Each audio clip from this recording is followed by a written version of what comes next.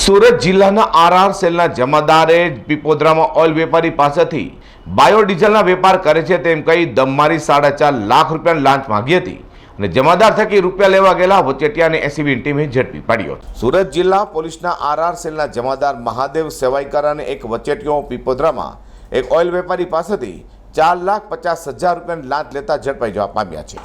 પીપોદરા વિસ્તારમાં વેપારી ઇન્ડસ્ટ્રીયલ ઓઇલનો વેપાર કરે છે. જિલ્લા પોલીસના આરઆર સેલના જમાદાર મહાદેવ સેવાઈકર અને વચેટિયો વિપુલ બલર તેમજ અન્ય એક પોલીસવાળો વેપારી પાસે જઈને તમારો ધંધો કરવો હોય તો લાંચ પેટે 4.5 લાખ રૂપિયા આપવા જ પડશે. વેપારીએ સમજાવ્યું કે તે ઓઇલનો કાયદેસરનો વેપાર કરે છે, છતાં પણ જમાદાર અને વચેટિયો માન્ય ન હતા. વચેટિયાએ વેપારીને ફોન પર કર્યા હતા, તેથી વેપારી એન્ટી કરપ્શનની અમદાવાદ કચેરીને ફરિયાદ કરતા ત્યાંથી ટીમ આવી હતી. ગુરુવારે કેમ પીપોદરામાં વચેટિયા વિપુલ બલ્લરની ઓફિસમાં વેપારી લાંચના 4.5 લાખ રૂપિયા આપવા આવ્યો ત્યારે એસીબી ટીમે વિપુલને ઝડપી પાડ્યો હતો.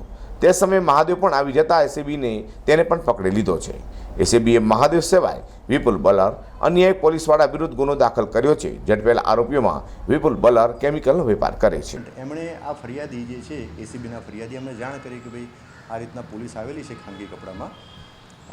એના પછી જે મહાદેવભાઈ કિશનભાઈના એક વચેટિયા તરીકે કામ જે કરે છે વિપુલભાઈ બલર, એમનો ફોન એસીબીના ફરિયાદી ઉપર ગયો અને આ બાબતે એમ કે વહીવટ કરવા માટે એમને રૂબરૂ બોલાયા અને રૂબરૂમાં મહાદેવભાઈ અને વિપુલભાઈ એ બંને રૂપિયા 2 લાખની માગણી કરી. ત્યારબાદ આ ફરિયાદી પાસેથી સુરત ગ્રામ્ય એલસીબીમાં ફરજ બજાવતા દીપેશ મહેસુરિયાએ પણ આ જે કાચા ઓઇલના ટ્રેડિંગનો જે ધંધો કરે છે એ ગેરકાયદેસર ધંધો છે અને જો પૈસા નહીં આપો તો ગુનો દાખલ કરી દેવામાં આવશે એવું કહી અને એસીબીના ફરિયાદી પાસેથી 2 લાખની માગણી કરી. એમ આ રીતે કુલ 4 લાખની માગણી બંને અલગ અલગ પોલીસ કર્મચારીઓએ કરી અને એ બંને પોલીસ કર્મચારીઓએ આ જે લાંચની રકમ જે છે એ એમના જે વચેટિયા જે ખાનગી વ્યક્તિ છે વિપુલભાઈ બલર એમને આપી દેવાનું જણાવ્યું. વિપુલભાઈ બલરે આ જે ફરિયાદી પાસે ટોટલ 4.5 લાખની લાંચની માગણી કરી. ફરિયાદી લાંચની રકમ આપવા માગતા ન હોય એમને અમદાવાદ હેડ ઓફિસ સંપર્ક કર્યો. ત્યાંથી અમદાવાદ ગ્રામ્ય એસીબી પોલીસ સ્ટેશનમાં ફરજ બજાવતા શ્રી SM પટની પોલીસ ઇન્સ્પેક્ટરના ટ્રેપનું આયોજન કર્યું અને ટ્રેપનું આયોજન કરતાં ટ્રેપ સફળ રહી. ટ્રેપ દરમિયાન વચેટીઓ અને જે રેન્જ ઓપરેશન ગ્રુપમાં ફરજ બજાવે છે એએસઆઈ મહાદેવ કિશનભાઈ એ બંને સ્થળ ઉપરથી રેડ હેન્ડેડ પકડાઈ ગયા અને જે એલસીબીના જે કર્મચારી જે છે દીપેશ મહેસુરિયા એ ફરાર છે. આ ત્રણેય કર્મચારીઓના વિરુદ્ધ 2 પોલીસ કર્મચારીઓ અને એક ખાનગી વ્યક્તિના વિરુદ્ધમાં સુરત ગ્રામ્ય એસીબી પોલીસ સ્ટેશનમાં ગુનો દાખલ કરેલો છે.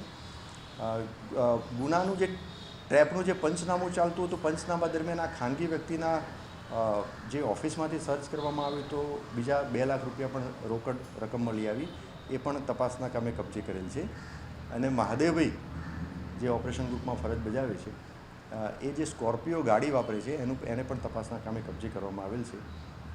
મહાદેવભાઈ અને જે ખાનગી વ્યક્તિ વિપુલભાઈ બલર આ બંનેને આજરોજ કોવિડનો ટેસ્ટ કરાવી નેગેટિવ આવતા આજરોજ બપોરે 1:30 વાગે એમને બંનેને એરેસ્ટ કરવામાં આવેલ છે. આ ત્રણેય આરોપીઓના ત્યાં હાલ જુદી જુદી એસીબીની ટીમ સર્ચની કાર્યવાહી કરી રહેલ છે અને હાલમાં તપાસ શ્રીમતી AK ચૌહાણ એસીબી સુરત એકમના પોલીસ ઇન્સ્પેક્ટર કરી રહ્યા છે. એક પીપોદરા વિસ્તારમાં સ્થળ હતું અને આ જે લાંચની રકમ છેલ્લે લાંચના છટકા દરમિયાન પણ જ્યાં લેવામાં આવી એ પણ આ ખાનગી વ્યક્તિની જે ઓફિસ છે ત્યાં જ એનું લેવડ દેવડ થઈ. વધુમાં 30મી જાન્યુઆરીના રોજ મહાદેવ અને અન્ય પોલીસવાળાએ ઓઇલના વેપારીને ત્યાં બોગસ રેડ કરી હતી. તે સમયે કહ્યું કે ધંધો કરવો હોય તો દર મહિને 4.5 લાખ રૂપિયા વિપુલને આપી દેવાના. ત્યારે ઓઇલના વેપારીને વચેટિયો અને પોલીસવાળા કહે કે આ રૂપિયામાંથી ઘણા રૂપિયા ઉપલી અધિકારીને પણ આપવાના છે, તેથી તે કયા અધિકારીને રૂપિયા આપવાના છે તેની પણ એસીબી તપાસ હાથ ધરી છે. Azhar Qureshi, G10 news.